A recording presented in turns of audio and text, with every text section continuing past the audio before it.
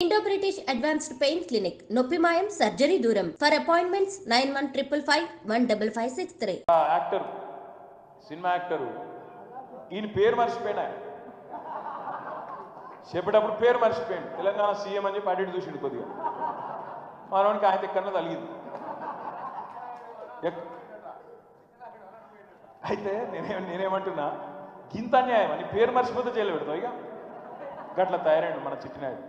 నెలకు 30,000 జీతంతో పనిచేసి ఒక ప్రైవేటు చిన్న దాంట్లో ఉద్యోగం చేసుకునే తండ్రి తన కొడుకు ఆయన అభిమానాన్ని కుటుంబము 12,000 రూపాయలు 3,000కు ఒక టికెట్ 12,000 రూపాయలు పెట్టి సినిమా థియేటర్కి వెళ్తే థియేటర్లో చనిపోయిన 11వ రోజు వరకు వీళ్ళు ఎవరు హీరో కానీ ప్రొడ్యూసర్ కానీ ఎవరు కానీ ఆ కుటుంబాన్ని చనిపోయిన కుటుంబాన్ని కానీ హాస్పిటల్లో చావు బతుకుల మధ్యలో ఉన్న పిల్లవాడిని పరామర్శించడానికి కూడా పోలేదు అధ్యక్ష.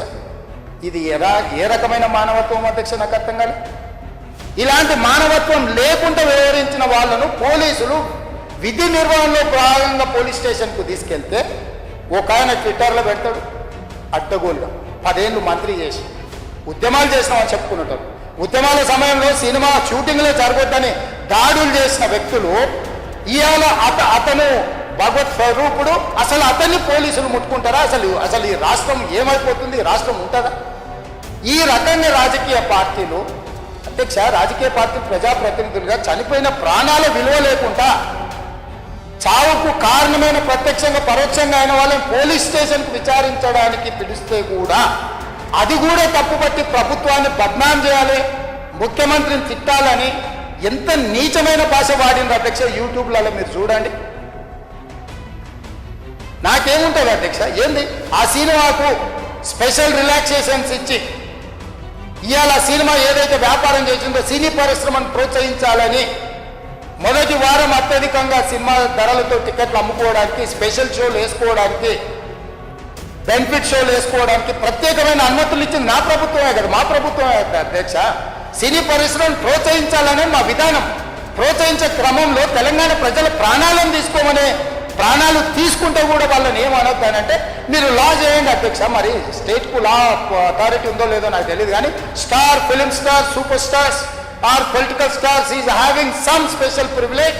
If they murdered anyone also we need not to prosecute or otherwise we need not to book any case against these personalities అని మనం చట్టం చేస్తా అంటే సినీ ప్రముఖులకు కానీ రాజకీయ ప్రముఖులకు కానీ స్టార్లని ఫీల్ అయ్యే వాళ్ళ పట్ల ప్రత్యేకమైన చట్టం ఉంటుంది. వాళ్ళ మీద కేసులు పెట్టొద్దని మీరు ఏమైనా చట్టం చేస్తే ఆ చట్టం అమలు చేస్తాం అధ్యక్ష. ఈ రోజున్న డాక్టర్ బాబాసాహెబ్ అంబేద్కర్ ఇచ్చిన చట్టం ప్రకారము దీనికి కారణమైన వాళ్ళను ప్రత్యక్షంగా పరోక్షంగా కారణమైన వాళ్ళందరి మీద కేసులు కట్టి పోలీసులు విచారణ చేయాల్సిందే, బాధితులను శిక్షించాల్సిందే అధ్యక్ష. సో ఈరోజు ఆ కుటుంబాన్ని ఆదుకోవడానికి ఈరోజు కూడా ఆర్థికపరమైన విషయాల్లో కానీ దీంట్లో కానీ వాళ్ళు ఎవరు పెద్దగా ఆసక్తి, కనీసం సినిమా వాళ్ళు ఒక్కరోజు అతను పొయ్యి వస్తే సినీ ప్రముఖులందరూ అతని ఇంటికి వెళ్ళి అతనికి మొత్తం ఏదో కాళ్ళు చేతులు యాక్సిడెంట్లో పోయినట్టు కన్నీళ్లు గారుస్తూ ఈ సినీ ప్రముఖులు ఒక్కరైనా హాస్పిటల్ పోయినరా అధ్యక్ష? నేను సూటిగా తమ ద్వారా సినీ ప్రముఖులను నేను అడుగుతున్నా అధ్యక్ష.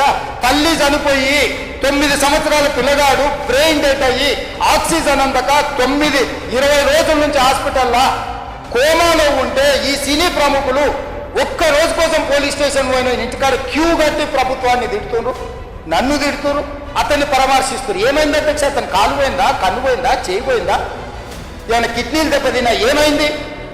అతన్ని ఇంతమంది సినీ ప్రముఖులు పరామర్శించారు, కలిసిండ్రు, అభినందించారు. కానీ ఆ పిల్లగాన్ని కనీసమన్నా పరామర్శించడానికి సినీ ప్రముఖులు ముందుకు రాలేదంటే సినిమా ఇండస్ట్రీలో ఉన్న ప్రముఖులు ఏం ఆలోచన చేస్తుందో ఏం కోరుకుంటుందో నాకైతే తెలియదు. 100% जो भी अकबरुद्दीन ओवैसी साहब ने जो मुद्दा उठाए वो मुद्दा के लिए मैं ये बात कह रहा हूँ, सचमुच बोल रहा हूँ, ये शर्म की बात है.